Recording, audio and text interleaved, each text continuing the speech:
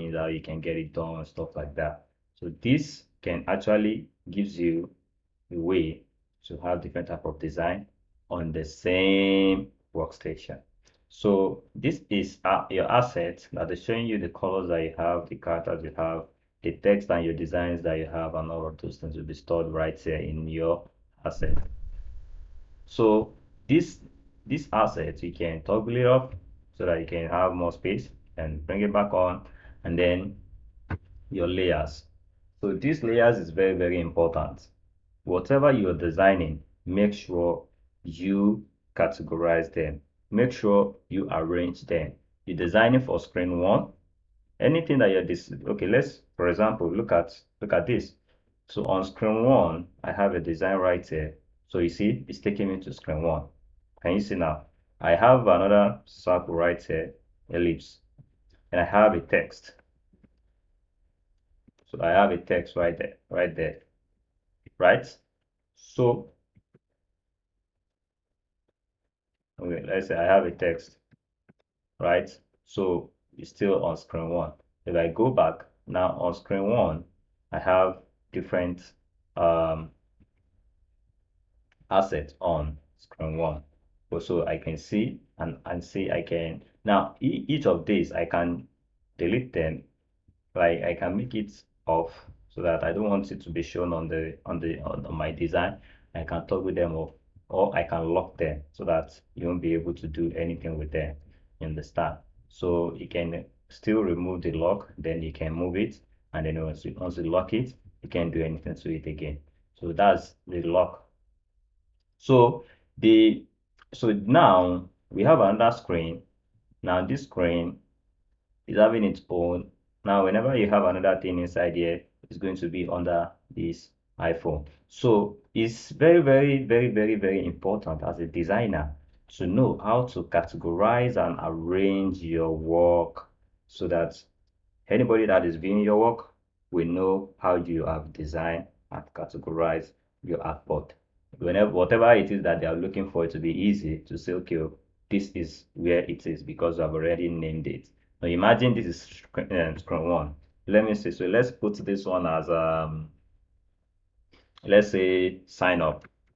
Let's say sign up screen, right? So and let's say this is login, right? So which means anybody that is coming, anybody that view your layers, we know that okay, I'm coming to this place to come and edit anything that is here. I'm coming to this section to screen one to see what. Then if it is login, anything that I want to make changes to, I go to login straight. Rather than iPhone, that is not, just on iPhone, you don't know what is there. So it's very, very good if you can rename your work so that your fellow team members will be able to have access to whatever that you're doing, because majorly you'll be working in a team whereby remotely you can access your work, you can access their work, you can make corrections to your work, and a lot of stuff like that. So now what is a prototype?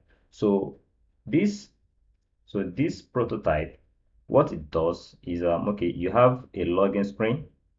You can prototype this login screen to sign up. Okay, you can see that this home screen one, okay, let's take this for example. If anybody click on this, take them to sign up. Whenever they finish signing up, take them to login. So, and then there's another thing that I need you to know about this. Prototyping is very, very good and it's very, very sweet. It's one of the things that I like the most in UI design, because it makes everything that you're doing interactive, and then it makes your work look really cool. So this now, once you can give effect to this. Well, for example, now you click on this, and you're saying once they click on this, they go to sign up. How do you want the user to experience the clicking right here? Do you want it to fade? Do you want it to transition in? Do you want to? So now, if you click on this effect, it can tell you that okay, once they tap on that aspect, once they tap on it, the what they take them to sign up. What action should happen? Transition, auto animate. And let's quickly see, you can set time for how many seconds you want that kind of design to happen. So Let's see. So let's say I click on the screen. Let me play this. So let me play this. Okay, so I click on this. Okay, wait, let me just give it a color so that it will not be. So let me go back to design, and then okay, sorry, before we actually move to that, let me quickly show you how the color works. Now, this shape, once you click it, you can now have this activated. You can now center this. You can take it to the bottom of the page. You can take it to the top. You can center this. You can take it back to the side and take it to the right. Put it at the center. You can put it at the center. You can put it down. You can put it down. You can put it down like that. So all this allows you to set each of your alignment for any design that you make. Now, look at this. You see this rectangle?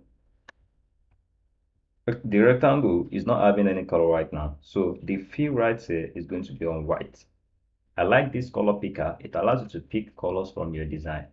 Now, if we click on this color picker, you can pick on, let me say I want to pick this blue. Pick on blue. Now my design is on blue. If I zoom to this shape, if I zoom to this shape, this border is still showing, right?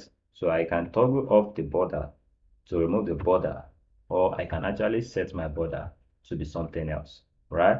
And this opacity means that this my design, I don't want it to be showing very bold. I want to reduce it. I want to reduce the way it shows. So that's the function of opacity. Opacity will reduce the fading to be start fading. The higher the opacity, the bolder the text become. The lower the opacity, the what? The lower the text shows. You understand?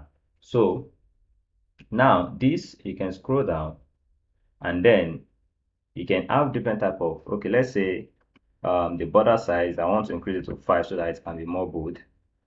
Now as I increase it to 5, now you see the border is now bold. Let me use black color. Let me pick color from here. Let me use this.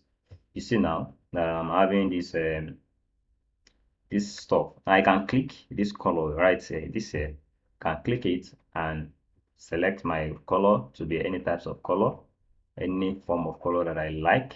I can select that. So and then it will give me that color. Now I can come here to say I want it to be 4. I want to have this type of corners. Now, immediately I click on this, I'm having 4 areas. 1, 2, 3, 4. Now, if I increase this, see, the more I increase it, the more I have that effect. The same thing that will happen here. The same thing that will happen here. The same thing that will happen here. So you can actually form any type of shape on this text using this what can I call it? Radius, So this allows your design to be really, really, really, really cool, right? So make sure you know how to use this very well. Understand? So right now, set this to 30, you set it to 10 to reduce. Let's reduce the border size. We can set it to 2, so to reduce a little bit. And then if it is we want to introduce dash to it, and you want to give it some gap like that. So anyhow you see fit, you have different type of design to give your border. Let's remove this dash to be 0. So let's remove this gap to be 0. So let's say, okay, right, 0. So all this we can set, different effects to this. And then we have, it was showing when we were using the dash so that you guys can see the result of each of this. I can